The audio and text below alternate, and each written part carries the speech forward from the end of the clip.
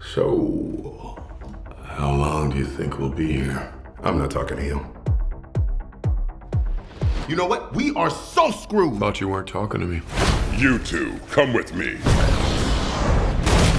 Report to Waste Management. Hi there, I'm B127. We're gonna call you B. How you doing, Keegan? It's been a second. How you been? It's been a second. I know. It's good to see you. It's great to see you. Well, I'm doing well, man. How are you?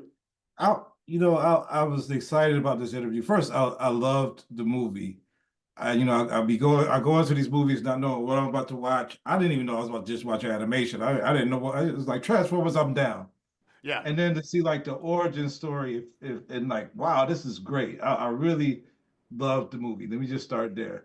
But then I started thinking like, okay, now what do I really want to talk to Keegan Michael about? And I was like, it's your timing. And I want to know like, how do you work on that? Because I know like there's a lot of great comedians, there's a lot of great stand-up comedians, but to be a comedic actor of your ilk, and I put you on that Mount Rushmore of them, like how did you develop that timing? How do you perfect it? Or how do you work on it? Or is this just like natural LeBron James type of jumping ability or something? No, I mean, I work on it. There may be something natural about it, but I don't even know that I can speak to that so much. Really, I relied so much on the director because you're not with the other actors. Very often when I was recording, Josh Cooley, the director, he was sitting right next to me, like 5 feet away from me.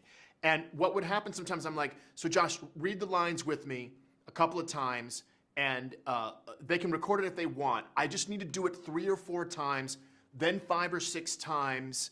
So every take for me, sometimes we'd get it in 3, we'd be in a rhythm. Other times there'd be longer passages, and or there'd be shorter passages, and I'm like, can I just go straight through? As opposed to just doing this short one and this short one, can I do like 6 of these lines in a row, and then you and I get a banter going? Because I think that banter helps him in the editing.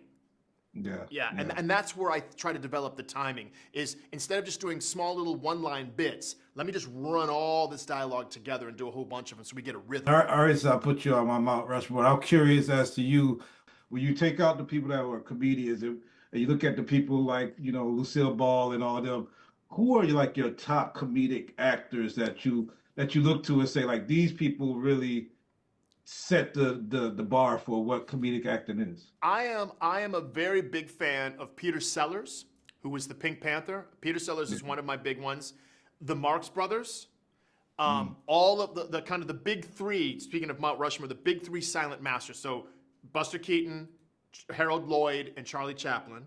I'm also a big fan of Fatty Arbuckle. I mean, I like that. There's a lot of silent stars that I really enjoyed.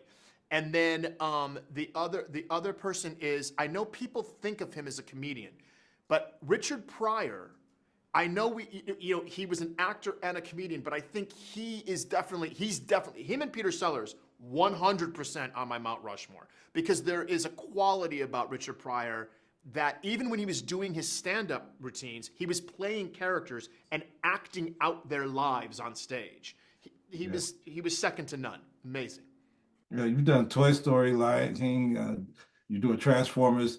Do you have a favorite voice out of all of these? And after we play this, I've done a Transformers audition as Optimus Prime. I'm gonna play it for the audience. I think I did okay, but you was definitely great. Y'all was all great, you and Chris. But do you have who are you like some of your favorite voices that you've done in animation as a character? I think one of my favorite voices is Toad. When I just did Toad in Super Mario Brothers, so much fun. And also me and the director and the writer working on developing the voice was a lot of fun for me. That one, because it took a little extra time for us to get it. And sometimes, when it takes a little extra effort, you savor it more. And so that one was, and it was also a challenge to do. So I was so happy with how that came out. And people would be like, you know what I like? I like that Toad character. And did you see the Super Mario Brothers movie? And I go, yeah, I saw it. And they're like, I like that Toad character. If you don't know that I played that character, that's the greatest compliment you can give me, is that you didn't know that it was me. That's great. Well, you're on my Mount Rushmore, man. You and Robin Williams and Lucille Ball. Oh my God, that's Robin me. Williams. You right there. So thanks for all the stuff you do. I really enjoyed this movie. I think people are gonna love Transformers 1, and I can't wait. Shout outs to Second City and Mad TV and Key and Peele and all those things that you did before, man. I can't wait to see what you got coming next down the line. Appreciate you, brother. Thank you, brother. Appreciate it. That was awesome. Thank you, man. I'm gonna voice Optimus Prime. That's my character. I'm in love with him, so I'm gonna do Optimus Prime. All right, let me give you a look here. I am Optimus Prime. To save Earth, we must go to Cybertron and destroy Quintessa. Every character has a different approach. Optimus Prime, who is a hero, was quite a challenge. I am Optimus Prime. To save Earth, we must go to Cybertron and destroy Quintessa. I'll play it back here. I'll put a little spice on it. I am Optimus Prime. To save Earth, we must go to Cybertron and destroy Quintessa. I got that in one take. Their purpose for Something's coming. Something we've never seen before. What intrigued me was the origin story. And to be voicing Optimus Prime, this is another level. He begins as Orion Pax, as a worker in the mines. This is his journey to becoming the all-powerful, all-knowing Optimus Prime. The pantheon that is Transformers. We want to see where they started. Sounds incredible. We want to see what Cybertron looked like. It's beautiful. And how D16 became one of the greatest arch nemesis of all time. It really is about a friendship where the two of them become enemies. This film has an incredible cast. There's Scarlett Johansson as leader. It does have a nice ring to it. Scarlett brings Scarlett to the role. She is strong. She's tough. With Brian Tyree Henry as D16. We get to see the absolute beginning of Optimus and Megatron. If we survive this, I'm gonna kill you! I accept those The terms. fact that they were actually best friends. Keegan Michael Key plays B, Yes! also known as Badassatron. Over the last few movies, he's almost like a silent movie star.